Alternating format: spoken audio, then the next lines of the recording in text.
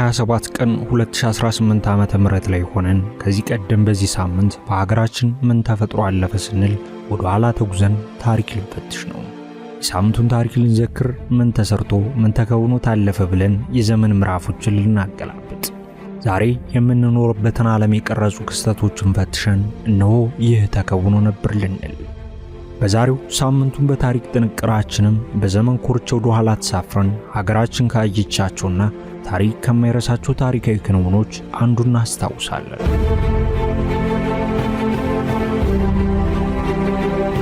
ከ91 ዓመታት በፊት በዛሬው ዕለት በቀዳማዊ አፄ ኃይለ ሥላሴ ዘመነ መንግስት በተለያየ የሥልጣን እርከን ላይ ሀገራቸውን ያገለገሉት ዲፕሎማትና የምጣኔ ሀብት ባለሙያ አምባሳደር ብርሃኑ ድንቄ ይህችን ምድር ተቀላቀሉ።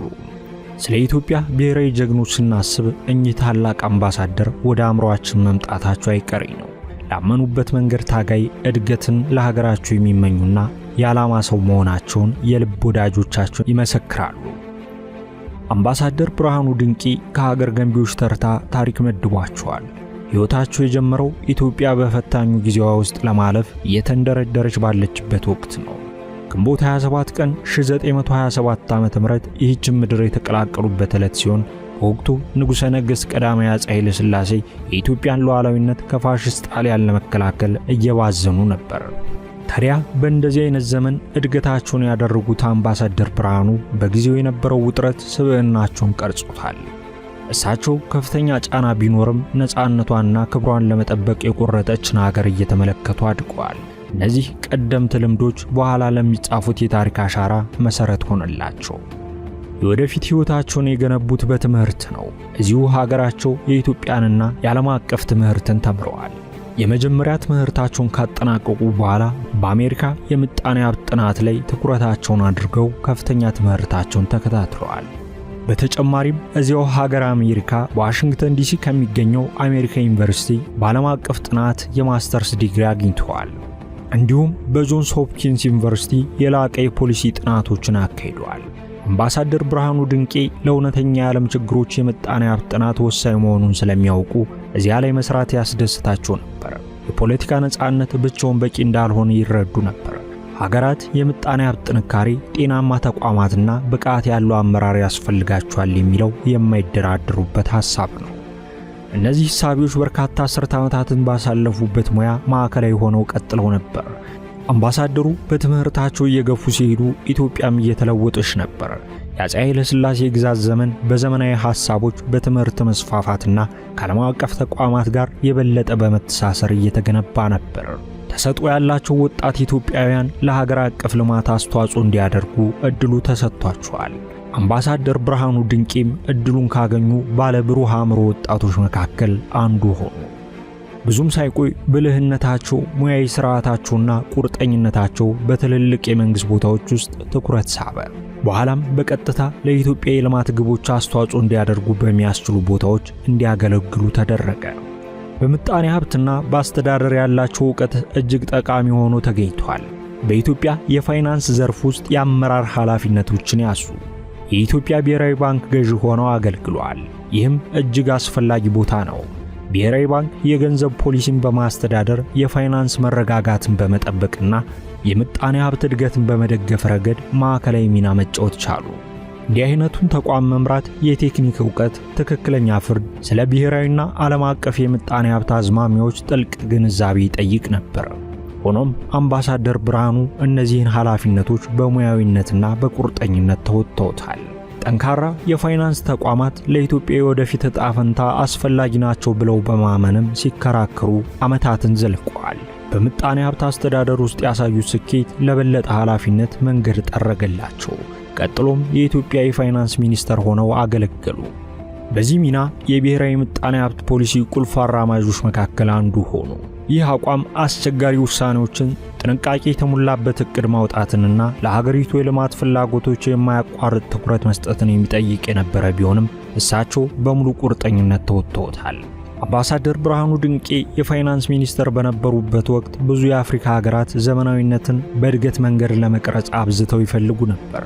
በአህጉሪቱ ያሉ መንግስታት መሰረተ ልማትን ለማስፋፋት፣ ትምህርትን ለማሻሻል፣ የጤና አጠባበቅ ስርዓቶችን ለማጠናከርና ለዜጎች የሥራ ዕድሎችን ለመፍጠር የማይንገዳገድ የምጣኔ ሀብት መሠረት ያስፈልጋቸው ነበር። ኢትዮጵያ ግን ይህን ችግር መቅረፍ የሚያስችል ብሩህ አእምሮ ያላቸው ሰው ነበሯት። አምባሳደር ብርሃኑ ድንቄ እነዚህ የተጠቀሱት ተግዳሮቶች መስመር እንዲይዙ በሙያ ዘመናቸው ታግለዋል። በእሳቸው የሥራ ዘመን ሀገሪቱ ፈጣን መፍትሄ የሚሹ የምጣኔ ሀብት እንቅፋቶች ገጥሟታል።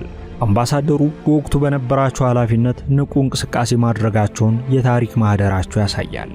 ይህ በእንዲህ እንዳለ በምጣኔ ሀብት አስደናቂ የሙያ ዘመናቸው የገነቡት ሥርዓት ዛሬ ላይ በሰፊው ወደሚታወቁበት መስክ አደረሳቸው። ያ የሚታወቁበትና ታሪክ የጻፉበት ሙያ ደግሞ ዲፕሎማሲ ነው። ዲፕሎማሲ ብዙውን ጊዜ ከሌሎች ጋር ገንቢ ግንኙነቶችን በመጠበቅ አንድን ሀገር የመወከል ጥበብ ነው ተብሎ ይገለጻል። ብልህነት፣ ትዕግስት፣ የመግባቢያ ክህሎቶችና የተለያዩ አመለካከቶችን የመረዳት ችሎታንም ይጠይቃል። ታዲያ አምባሳደር ብርሃኑ ድንቄ ለእነዚህ ባህሪያት የተሰጡ መሆናቸውን መረጃዎች ያሳያሉ። እንደ አምባሳደርና ዲፕሎማት ኢትዮጵያን በብዙ ዓለም አቀፍ ሁኔታዎች መወከል ጀመሩ። አፍሪካ በዓለም አቀፍ ጉዳዮች ላይ ያላት ሚና በከፍተኛ ሁኔታ እየሰፋ ሲሄድ እሳቸው ለሀገራቸው ድምፅ ሆኑ። አዲስ ነፃ የወጡ ሀገራት በዓለም አቀፍ ተቋማት ላይ የበለጠ ተጽዕኖ እንዲያሳድሩ እየተጠየቁ ነበር። በዚህ ጊዜ ኢትዮጵያ በአፍሪካ ውስጥ ካሉት ጥንታዊ ነፃ መንግስታት አንዷ እንደመሆኗ መጠን ልዩ ቦታ ይዛ ነበር። አምባሳደር ብርሃኑ የኢትዮጵያን ጥቅሞች በዓለም መድረክ ላይ ውጤታማ በሆነ መንገድ የማቅረብ አስፈላጊነትን ተረድተዋል። ግንኙነቶችን ለማጠንከር፣ ትብብርን ለማበረታታትና የኢትዮጵያ አመለካከቶች እንዲሰሙ እንዲሁም እንዲከበሩ ለማድረግ ያለማቋረጥ ሰርተዋል። በመጨረሻም የዲፕሎማሲ ስኬቶቻቸው ዓለም አቀፍ ዕውቅና አስገኝላቸው። ኢትዮጵያን ወክለው ባገለገሉባቸው ዓመታት ባሳዩት ሙያዊ ክህሎት በተባበሩት መንግስታት ሥርዓት ውስጥ ሰፋ ላሉ ኃላፊነቶች በሮች ተከፈቱላቸው። ይህ ሽግግር የግል ችሎታቸውን ብቻ ሳይሆን በዓለም ዙሪያ ባሉ የሙያ ባልደረቦች መካከል ያገኙትን ክብር ጭምር አንጸባርቋል። የተባበሩት መንግስታት ሰፋ ያለ ደረጃና የበለጠ ውስብስብ ሙያዊ ፈተናዎችን ያቀርባል። ግጭቶች፣ የሰብአዊ ቀውሶችና የልማት ጉዳዮች ስለሚመጡ ሰዎችን አንድ ላይ የማሰባሰብ ችሎታ ያላቸው መሪዎች ያስፈልጉ ነበር። አምባሳደር ብርሃኑ ድንቄ ከነዚህ ተግባራት ጋር ተስማሚ ሆነው ተገኝተዋል። ከጊዜ በኋላ በተለያዩ ክልሎች ውስጥ በሚገኙ አስፈላጊ የሰላም ማስከበርና የዲፕሎማሲ ተልዕኮዎች ውስጥ ተሳትፈዋል። ስራቸው ውይይትን በማስፋፋት ውጥረትን በመቀነስና ማህበረሰቦች አስቸጋሪ ሽግግሮች እንዲያልፉ በመርዳት ላይ ያተኮረ ነበር። አምባሳደር ብርሃኑ ድንቄ በተለያዩ የሥልጣን ቦታዎች ላይ ሲሰሩ የማይለወጥ ባህሪ አሳይተዋል። ሌሎች መሰናክሎችን ባዩበት ቦታ መፍትሄዎችን ያስሱ ነበር። አቀራረባቸው ሁልጊዜም የማህበረሰቡን ሕይወት ለማሻሻል በሚደረግ ሂደት ውስጥ የተቀረጸ ነበር። አንድ ሰው በሙያ በታማኝነትና በዓለም አቀፍ ተሳትፎ ሀገሩን ማገልገል እንደሚችልም ማሳያ ሆነው ይጠቀሳሉ። ሙያዊ ሥርዓታቸው የማይለወጥ ባህሪያቸውን ያንጸባረቀ ነበር። ታሪካቸው ኢትዮጵያ በዓለም አቀፍ ድርጅቶች፣ በዲፕሎማሲ፣ በምጣኔ ሀብትና በዓለም አቀፍ የሰላም ግንባታ ጥረቶች ላይ የነበራትን ሚና ያንጸባርቃል። ዛሬ የተወለዱበትን ዕለት ስናስታውስ ሕይወታቸውን ለሕዝብ አገልግሎት የሰጡ ሰው መሆናቸውን እንረዳለን። ከወጣት ኢትዮጵያዊ ተማሪ እስከ ዓለም አቀፍ የተከበሩ ዲፕሎማት ድረስ ያደረጉት ጉዞ የእውቀት፣ የጽናትና የብሔራዊ አገልግሎት ኃይል ምስክር ነው። ይህ ታሪክ ለመተረክ፣ ለመታወስ እና ለወደፊት ትውልዶች ለመተላለፍ የሚበቃ ታሪክ ነው። አምባሳደር ብርሃኑ ድንቄን በማክበር ያንጸባረቋቸውን ዘላቂ እሴቶች እናስታውሳለን። እነዚህ እሴቶች ደግሞ ጽናት፣ ታማኝነት፣ ብሔራዊ አገልግሎትና ሙያዊ ሥርዓት ናቸው። ሳምንቱን በታሪክ በዛሬው መሰናዶ አምባሳደሩ የተወለዱበትን ዕለት ምክንያት አድርጎ የሕይወት ዘመን ትዝታቸውን እንዲህ አስታውሷል።